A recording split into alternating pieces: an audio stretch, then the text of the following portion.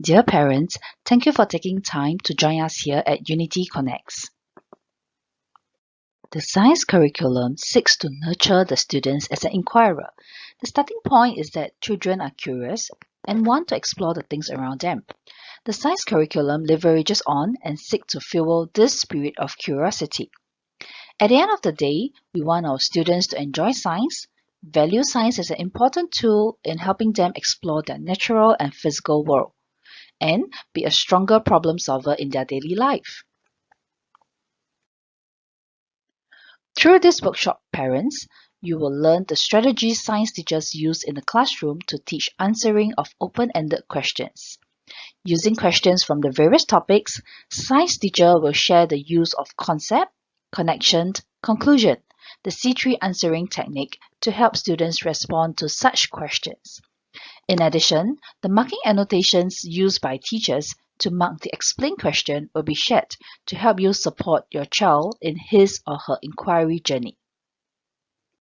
Let's start by understanding the open-ended question answering techniques.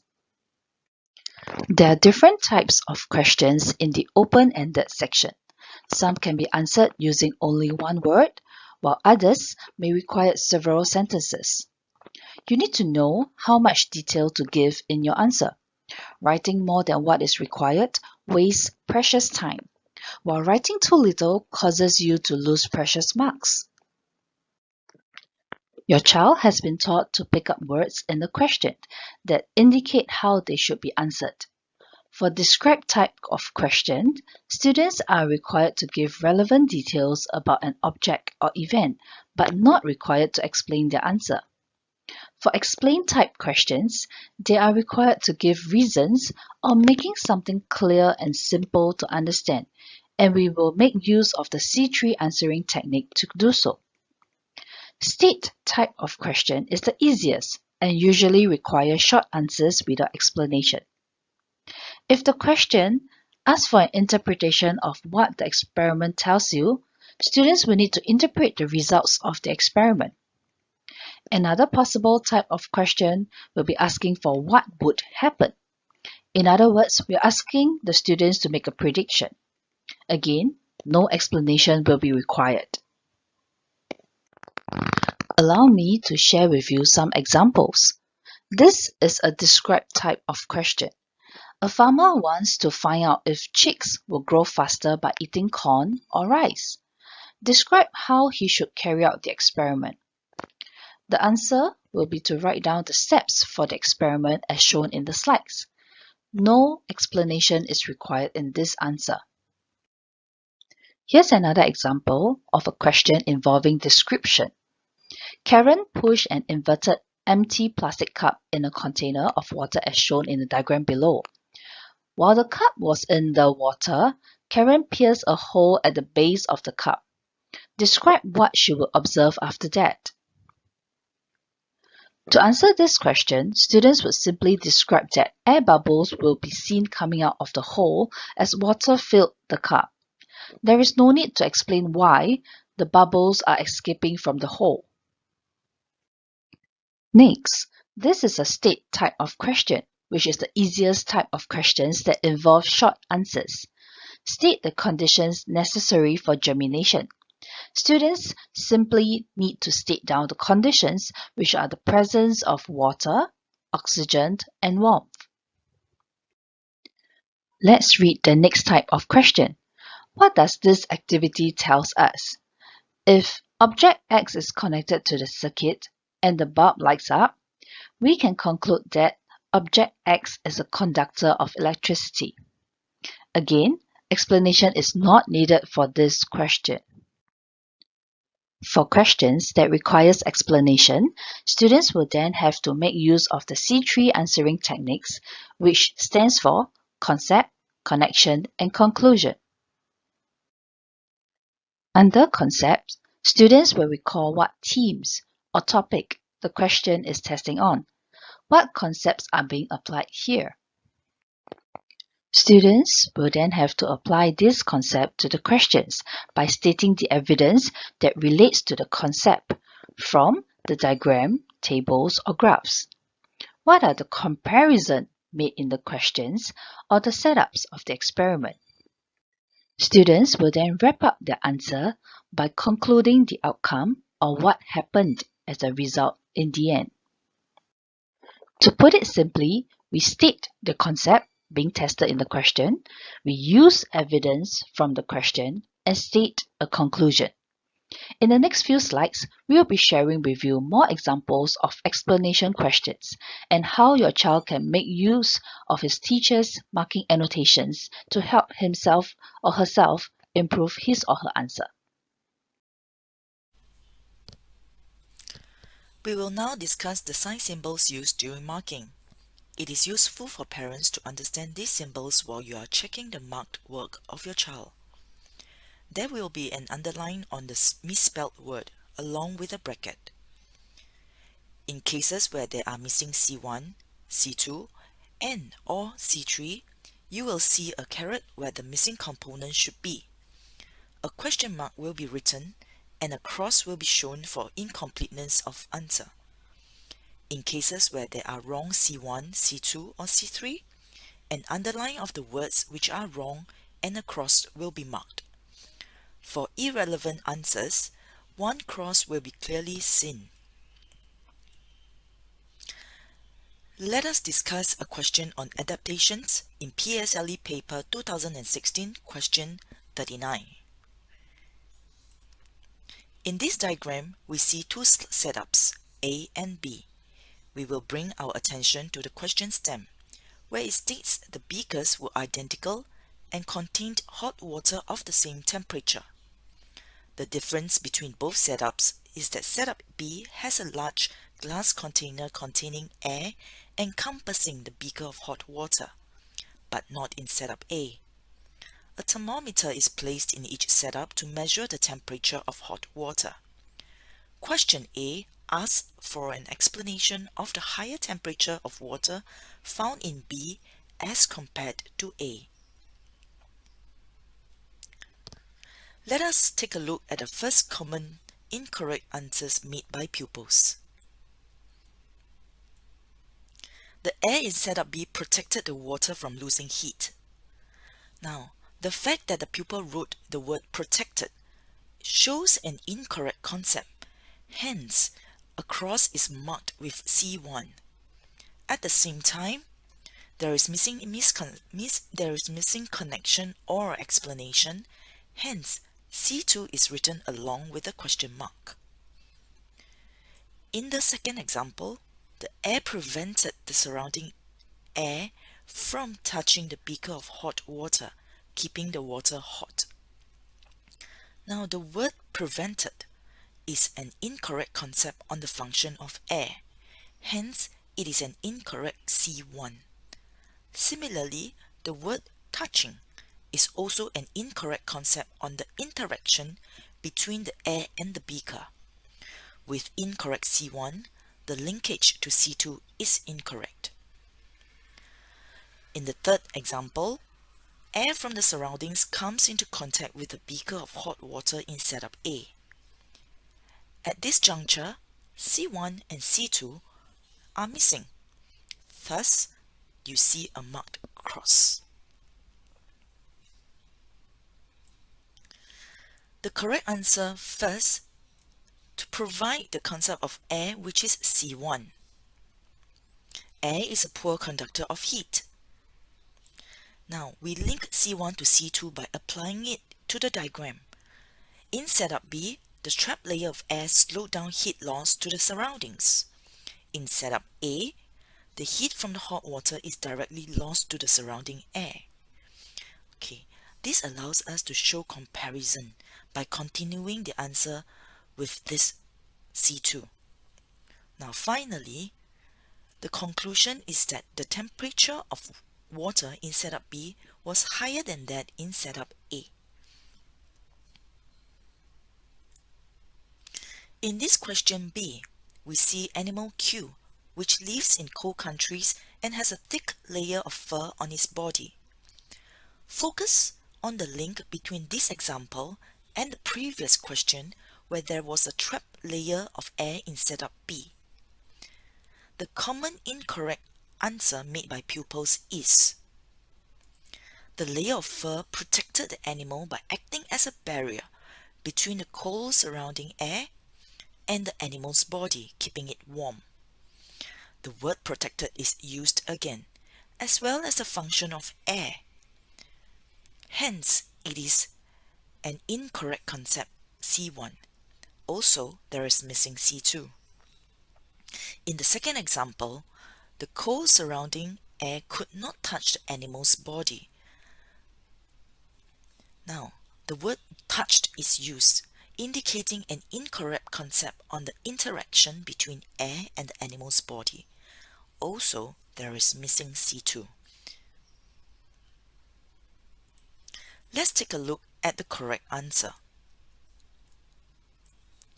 The thick layer of fur traps a thick layer of air, which is a poor conductor of heat. Thus, heat loss is slowed down from the animal's body to the surroundings, keeping it warm. Let us discuss a question on adaptations in PSLE paper 2015, question 37. In this question, there are two flasks filled with the same volume of water at the same temperature. The difference is flask C is covered with feathers, but not flask D. Next, a graph will be shown of the temperature of water recorded after both flasks are placed in a tank of water of 90 degrees Celsius.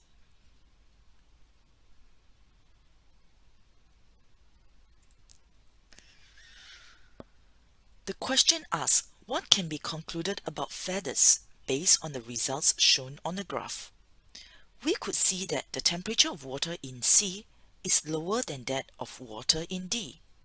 We'd like to highlight that we are measuring the temperature of water, not the temperature of the flask only. The common incorrect answers to this question. Let's take a look. This first example clearly shows the child has written an observation of the graph and not the conclusion based on the results. This second example states the feathers did not allow or had prevented the water from gaining heat. Thus, the temperature of flask C is lower than that of flask D. Now, this is an incorrect concept on the function of feathers. The child had also written temperature of flask instead of temperature of water of flask C. Thus, there is an incompleteness of C3. Therefore, let's take a look at the correct answer. Feathers trap air, and as air is a poor conductor of heat, feathers will be poor conductors of heat. The water in flask C gained heat from the hot water more slowly than that of water in flask D. Thus, the temperature of water in flask C increased less than the temperature of water in flask D. The following question shows bird S at different times of the year, where it replaces its feathers when it is old and worn. Linking the question to the previous question about feathers and the temperature of water in the flask, when would bird S replace its feathers? Let's take a look at the common incorrect answers. During the colder months, as their feathers are worn and they need new feathers to keep them warm during the colder months. Now, it is an incorrect concept.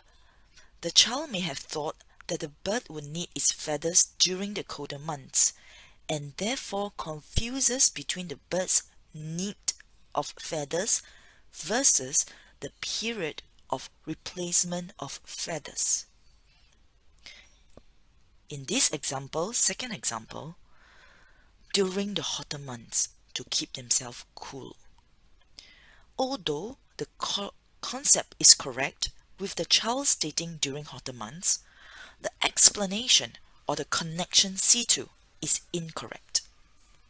The bird changes feathers only when it is old and worn, as stated in the question stem, and not to keep it cool.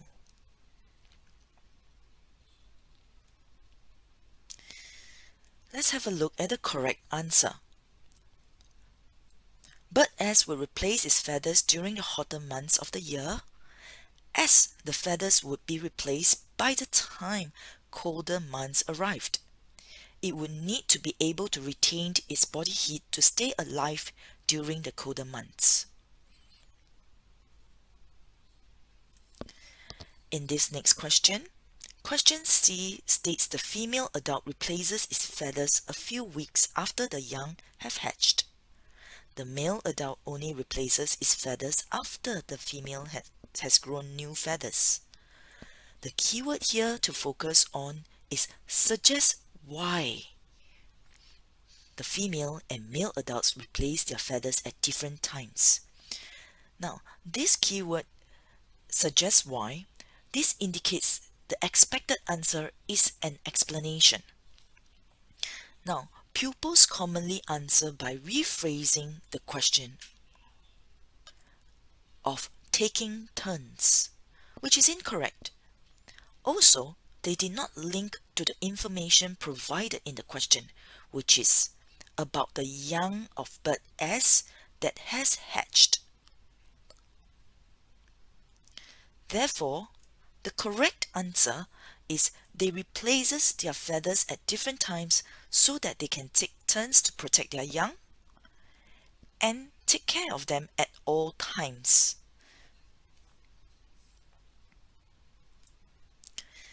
Let us discuss a question on men's impact on the environment in PSLE paper 2014, question 36. In this question, we see a diagram showing the behavior of sea turtles. Do take note it is a question on men's impact on the environment. Hence, the concept of global warming needs to be evident in the answer and relate it to the place where the sea turtle lay eggs. Question A. Explain how global warming causes sea turtles to lose the place for laying eggs. The common incorrect answer given by pupils is seawater rises and the eggs of turtles are washed away. The concept of global warming, which is our C1, is not complete here. The connection C2 is incorrect where the child wrote about the eggs being washed away. However, do take note that the question was asking about the place where the turtles lay eggs. Therefore, the correct answer is global warming causes polar ice to melt and sea levels to rise. This results in the loss of beaches and fewer places for the sea turtles to lay their eggs. Using this same diagram, this next question asks about the effects of global warming on the sea turtles with regards to a reduction in its reproduction.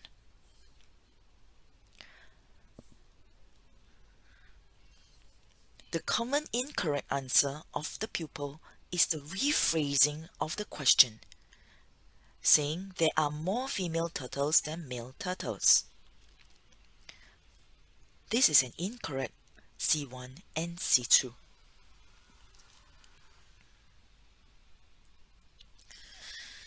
Applying the information given in the question stem, the correct answer relates it to reproduction of the animal. The correct answer should be there will be fewer male turtles to fertilize the eggs due to global warming. This results in fewer eggs hatching into young. Let us discuss a question on adaptations in PSLE paper 2014, question 37. In this question, the temperature of air is measured at various distances labeled y from the water surface. Water is maintained at 60 degrees Celsius throughout the experiment. Question A. What is the relationship between the temperature of air and the distance y? Now, this is a relationship question relating to the data collected. Let us take a look at the common incorrect answer made by pupils. The temperature of air is high when distance y is long. There is incorrect concept and connection, C1 and C2, where there is no relationship stated in the answer. Now the correct answer for such relationship questions is the temperature of air decreases as distance y increases.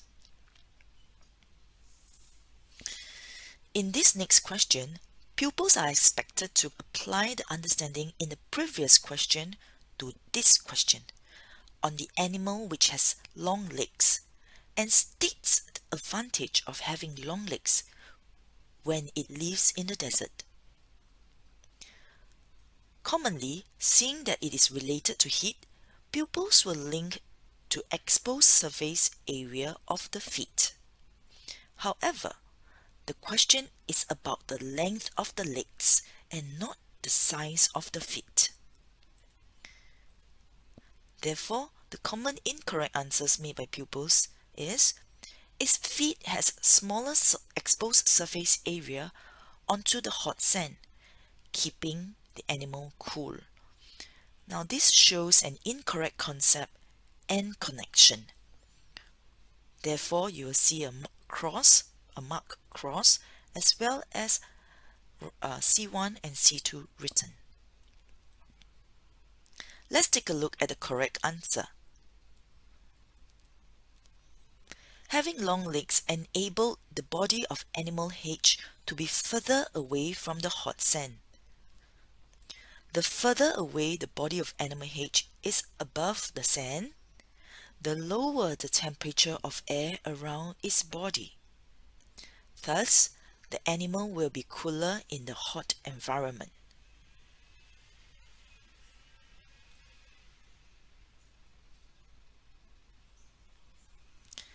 This is the end of the sharing. Thank you for your time.